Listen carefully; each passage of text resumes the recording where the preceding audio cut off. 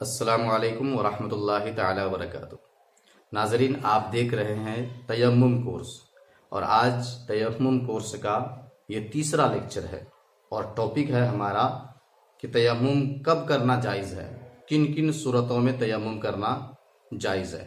تو آئیے آج کا لیکچر شروع کرتے ہیں۔ تو ناظرین کرام، آج اس ٹاپک پر ہم مین پوائنٹس پر ڈسکس کریں گے جو ہمیں ضرورت پڑتی ہے، ورنہ اگر اسے پھیلایا جائے تو بڑی لمبی ویڈیو ہو جائے گی۔ تو آئیے دیکھتے ہیں کہ تیمم کن کن صورتوں میں کرنا جائز ہے۔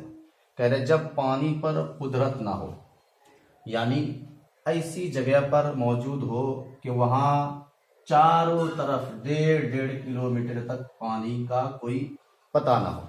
یعنی ناظرین، آپ ایسی جگہ پر ہے کہ جہاں چاروں طرف 1.5 کلومیٹر تک پانی کا کوئی اتا پتہ نہیں ہے، تو ایسی صورت میں آپ تیمم کر سکتے ہیں۔ یا ایسی بیماری ہو کہ وضو یا غسل سے اس کے زیادہ ہونے کا قوی اندیشہ ہو، یعنی آپ کے پاس ایسی بیماری ہے، اتنے بیمار ہیں آپ کہ اگر وضو یا غسل پانی سے کریں گے آپ تو وہ بیماری بڑھنے کا قوی اندیشہ ہے، غالب گمان ہے، پکا یقین 100% شیور ہے آپ کہ بیماری بڑھ جائے گی۔ تو ایسی صورت میں آپ کیا ہے، تیمم کر سکتے ہیں۔ یا اتنی سردی ہو کہ پانی کے استعمال سے مر جانے کا قوی اندیشہ ہو، یعنی اتنی سردی ہے، اتنی ٹھنڈی ہے کہ اگر پانی یوز کریں گے آپ تو اس سے مرنے کا پکا یقین ہے، 100% ہے کہ انسان مر جائے گا۔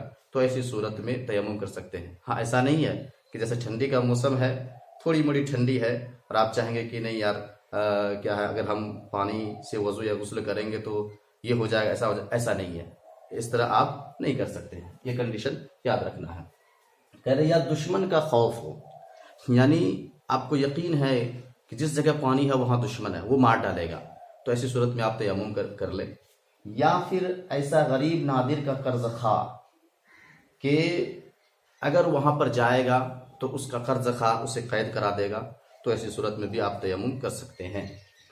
یا موذی جانور کا خوف، یعنی جس جگہ پانی ہے اس جگہ پر سانپ ہے، جائیں گے تو کاٹ کھائے گا، یا شیر ہے، جائیں گے تو پھاڑ کھائے گا، تو ایسی صورت میں آپ کیا ہے، تیمم کر سکتے ہیں۔ یا کنویں میں پانی ہے لیکن اس پانی کو نکالنے کے لیے آپ کے پاس نہ ڈول ہے نہ رسی ہے، تو ایسی صورت میں بھی تیمم کر سکتے ہیں۔ یا پھر یوں سمجھ لیجئے، آج کل کنواں تو ظاہر سی بات ہے کہ اس کا یوز بہت کم ہونے لگا ہے، لیکن آپ ایسی جگہ پہنچ گئے جہاں پانی اتنی گہرائی میں یا اتنی ایسی چیز میں پانی ہے کہ جس سے آپ قادر نہیں ہے کہ اس سے پانی نکالے کیسے آپ، تو ایسی صورت میں بھی آپ تیمم کر سکتے ہیں۔ کہہ رہے ہیں کہ نماز کا وقت اتنا تنگ ہو کہ وضو یا غسل کرنے تک نماز قضا ہو جائے گی تو تیمم کرے۔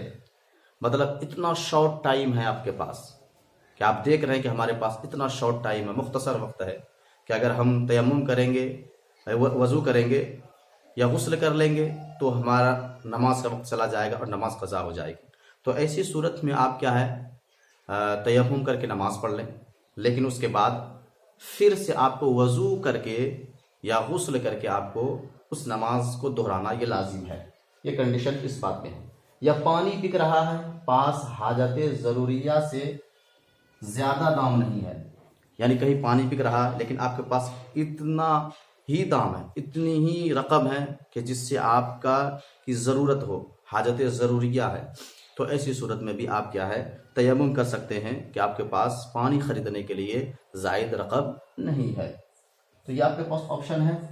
اور اس کے بعد کہہ رہے ہیں یہ گمان ہو کہ وضو یا غسل کرنے میں عیدین کی نماز جاتی رہے گی، تو ایسی صورت میں بھی آپ تیمم کر سکتے ہیں۔ یعنی آپ کے پاس اتنا ٹائم نہیں ہے کہ عیدین کی نماز یا بقرعید کی نماز، عید کی نماز یا بقرعید کی نماز آپ تیمم غسل یا وضو کر کے پڑھ سکیں، تو ایسی صورت میں بھی آپ کیا ہے، تیمم کر کے نماز پڑھ سکتے ہیں۔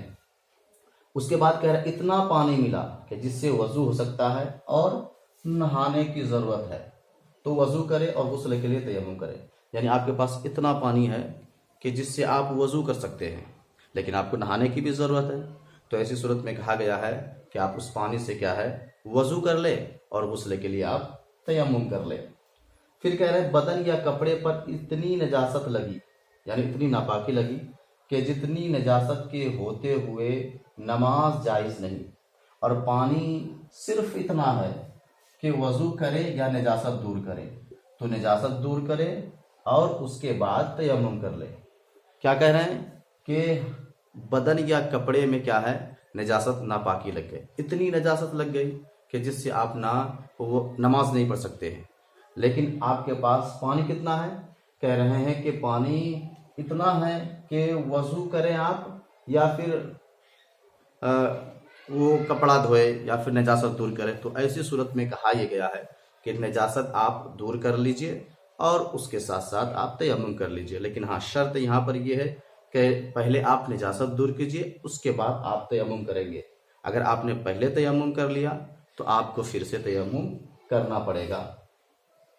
تو ناظرین اکرام، یہ تھے مختصر سا لیکچر ہمارا تیمم کورس پر، جو چوتھا لیکچر ہے، ورنہ چھوٹے چھوٹے مسائل اور بھی اس میں بہت زیادہ، لیکن میں نے سارے مسائل کو اس میں کنکلوڈ کر کے آپ کے سامنے پیش کر دیا ہوں۔ مجھے امید ہے کہ آپ کو آج کا لیکچر پسند آیا ہوگا، آپ سیکھیں، انشاءاللہ دوسروں تک پھیلائیں اور علم دین حاصل کرنے کی طرف آپ حضرات توجہ دیں، تاکہ ہماری دنیا بھی سنور جائے اور آخرت بھی سنور جائے۔ السلام علیکم ورحمۃ اللہ تعالی وبرکاتہ۔